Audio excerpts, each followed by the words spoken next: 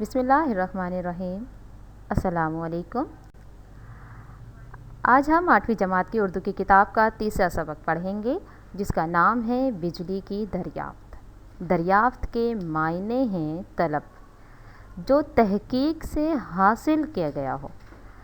عزیز طالبات، جیسا کہ سبق کے نام سے ہی ظاہر ہے کہ بجلی ایسی کوئی شے نہیں ہے جو بازار سے خرید لی گئی ہو، یہ تحقیق کے ذریعے سے حاصل کی گئی ہے۔ آج ہم اس تحقیق کے بارے میں جانیں گے کہ یہ ہم سب کو کیسے ملی۔ عزیز طالبہ، سب سے پہلے تو آپ اس کے مقاصد کے بارے میں جان لیجئے۔ اس سبق کی تکمیل کے بعد طلبہ اور طالبات اس قابل ہو جائیں گے کہ بجلی کی مرحلہ وار دریافت سے آگاہ ہو سکیں اور بجلی کی افادیت یعنی فائدے کے بارے میں جان سکیں۔ آج سے 100 سال پہلے تک بجلی سے کوئی واقف نہ تھا، اور آج یہ حالت ہے کہ شاید ہی کوئی کام ہو جو بجلی کے بغیر ہو سکے۔ بجلی ایک نہایت فرما بردار خادمہ کی طرح ہر وقت حکم کی منتظر رہتی ہے۔ جو ہی بٹن دباتے ہیں یہ کام میں لگ جاتی ہے، رات کی تاریکی کو دور کر کے ہمارے کمروں کو روشن کرتی ہے، ہمارے کمروں کو ہماری خواہشات کے مطابق گرم یا سرد کر دیتی ہے، اور ایک لمحے میں ایک جگہ سے دوسری جگہ پیغام پہنچا دیتی ہے۔ کپڑے دھونے، نچوڑنے اور استری کرنے کے لیے بجلی کے آلات استعمال ہوتے ہیں۔ گھر کے فرنیچر، دریوں اور قالینوں کو بجلی کے جھاڑو ویکیوم کلینر سے صاف کیا جاتا ہے۔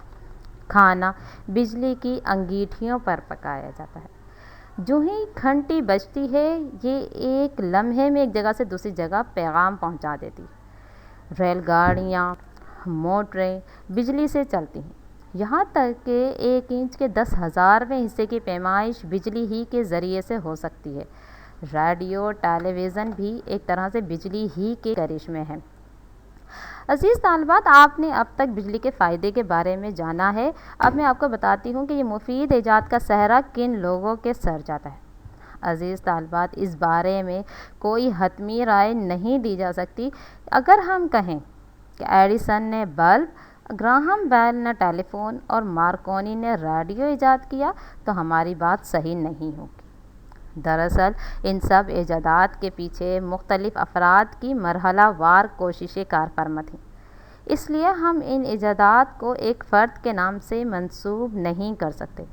اسی طرح بجلی کی تاریخ بھی قبل مسیح سے شروع ہو کر کمپیوٹر کے دور تک آ جاتی ہے، اسی لیے اسے بھی کسی ایک نام سے وابستہ کرنا ممکن نہیں۔ بجلی کوئی مادی شے نہیں بلکہ حرارت کی طرح ایک قوت یا اثر کا نام ہے۔ اس کا نام ایک یونانی لفظ امبر سے لیا گیا ہے۔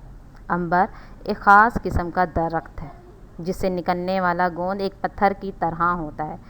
اس زمانے میں یونانیوں کو یہ معلوم تھا کہ امبر کو اگر رگڑا جائے تو ہلکی چیزیں مثلاً تینکے، بھوسا وغیرہ اس کی طرف کھینچی چلے آئیں گے۔ اسی طرح امبر کے علاوہ مقناطیسی لوہے یعنی میگنیٹ کا بھی لوگوں کو علم تھا کہ اس میں لوہے کو کھینچنے کی ویسی ہی قوت ہوتی ہے جیسی کہ امبر میں پائی گئی ہے۔ 600 قبل مسیح میں تھالس نے بجلی کے لیے امبر کی اصطلاح کو استعمال کیا۔ 1550 میں اطالوی سائنسدان کارڈانو نے بجلی اور مقناطیسی قوت پر کام کیا۔ اس کے بعد ولیم گلبرٹ نے اس کام کو آگے بڑھایا اور امبر کے بجائے بجلی کا لفظ استعمال کیا۔ اس لیے ولیم گلبرٹ کو جدید بجلی کا بانی سمجھا جاتا ہے۔ اس کے بعد بینجامن فرینکلن نے بجلی کی دریافت کے لیے تجربات کیے اور اپنے دور کا ہیرو بن گیا۔ بجلی کے بہت سے آلات اور اصطلاح ہیں، مثلاً بیٹری، چارج، مثبت اور منفی چارج، کنڈکٹر، حتیٰ کہ الیکٹریشین بھی اسی سے جڑے ہوئے ہیں۔ جیمس واٹ نے بجلی کی دریافت میں کوئی قابل قدر تجربہ نہیں کیا، تاہم اس نے ہمیں بتایا کہ بھاپ کا انجن طاقت کو کئی گنا زیادہ کر دیتا ہے۔ ہم بجلی کی طاقت کو واٹ میں ظاہر کرتے ہیں۔ جیمس واٹ ہی کے اعزاز میں یہ نام بجلی کی طاقت کو دیا گیا ہے۔ ولیم تھامسن نے درجہ حرارت کی پیمائش کا وہ آلہ دریافت کیا جو صفر پر مبنی ہے۔ ایک اور قابل قدر نام تھامس سیبک کا ہے۔ اس نے 2 تاروں کو ملایا اور اس جوڑ کو گرم کیا۔ جہاں دونوں تاریں مل رہی تھیں، اس طرح اس دن ان میں کرنٹ پیدا کیا۔ اس کرنٹ کو ہم تھرمو الیکٹریسٹی کہتے ہیں۔ عزیز طالبات، وہ تمام اشیاء جنہیں ہم ٹھوس جانتے ہیں وہ صرف مثبت اور منفی ذرات کے ذخیرے ہیں۔ سائنسدان جیسے جیسے تجربات کرتے گئے ان کا علم بڑھتا گیا۔ یہ بھی جانا سائنسدانوں نے جتنی بھی سالڈس چیزیں ہیں دراصل پازیٹیو اور نیگیٹو چارجز کے ذخیرے ہیں، اور جس مادے میں یہ ذخیرے کثرت سے پائے جاتے ہیں ان سے بجلی کا کرنٹ بآسانی گزر سکتا ہے۔ تانبا یعنی کاپر بہترین طریقے سے بجلی کا کرنٹ گزارتا ہے، اس لیے تانبے کے اور ایلومینیم کے تار بنائے جاتے ہیں کیونکہ ان میں الیکٹرانز فلو کرتے ہیں۔ چینی، لکڑی، ربر ان میں مثبت اور منفی چارجز کے ذخیرے نہ ہونے کے برابر ہوتے ہیں، اس لیے ان سے کرنٹ پاس نہیں ہوتا۔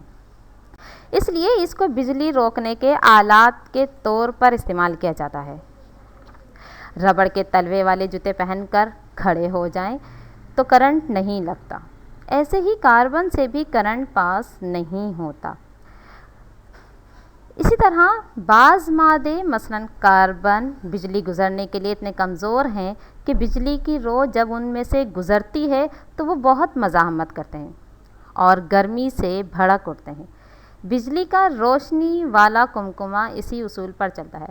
عزیز طالبات، جو آپ کو یہ فگر میں بلیک کلر کی راڈ نظر آ رہی ہے اسے کاربن کہا جاتا ہے۔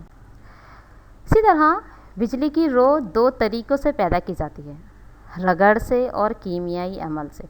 اگر شیشے کی سلاخ کو ریشم کے کپڑے پر رگڑ کر کاغذ کے چھوٹے چھوٹے ٹکڑوں کے قریب لے جائیں تو ٹکڑے اس سلاخ سے چمٹ جاتے ہیں۔ اسی طرح گھاس کے تنکے بھی چمٹ جاتے ہیں اور پھر رگڑ پڑتے ہی اس رگڑ سے شیشے کی سلاخ میں بجلی کی ہلکی سی رو پیدا ہو جاتی ہے۔ رگڑ کے ذریعے بجلی پیدا کرنے کا یہ سادہ سا عمل ہے، جیسا کہ آپ کو اس فگر میں نظر آ رہا ہے۔ اس کے برعکس کیمیائی عمل کا طریقہ تھوڑا سا پیچیدہ ہے۔ بجلی گھروں میں جنریٹروں کے ذریعے سے وسیع پیمانے پر بجلی پیدا کی جاتی ہے۔ بعض مقامات پر اس سلسلے میں پانی کے تیز بہاؤ سے بھی فائدہ اٹھایا گیا ہے۔ یہ پانی بجلی پیدا کرنے والی مشین جنریٹر کو چلاتا ہے۔ عزیز طالبات، آج آپ نے بجلی کی دریافت کے بارے میں جانا۔ یقیناً آپ کو یہ سبق اچھی طرح سے سمجھ آ گیا ہوگا اور اس کی دریافت سے آگاہی حاصل ہو گئی ہوگی۔ اس کے ساتھ ہی مجھے اجازت دیجیے، اگلے لیکچر کے ساتھ میں پھر حاضر ہوں گی۔ بادلوں میں مثبت اور منفی دونوں قسم کی بجلیاں ہوتی ہیں جو ایک دوسرے کو تیزی سے اپنی طرف کھینچتی ہیں۔ چونکہ کشش کا یہ عمل تیزی سے ہوتا ہے، اس لیے بادلوں کے درمیان کی ہوا کو رگڑ لگتی ہے اور وہ دبتی ہے۔ رگڑ سے اس میں حرارت پیدا ہوتی ہے اور حرارت کی تیزی سے چمک پیدا ہوتی ہے، جسے ہم بجلی کا کوندنا کہتے ہیں۔ جب ہوا دبتی ہے تو اس سے آواز پیدا ہوتی ہے جسے ہم بادل کا گرجنا کہتے ہیں۔ یہ چمک اور گرج ایک ہی وقت میں پیدا ہوتی ہے، مگر چونکہ آواز کی رفتار روشنی کی رفتار سے کم ہے اس لیے ہمیں گرج چمک سے کچھ دیر بعد سنائی دیتی ہے۔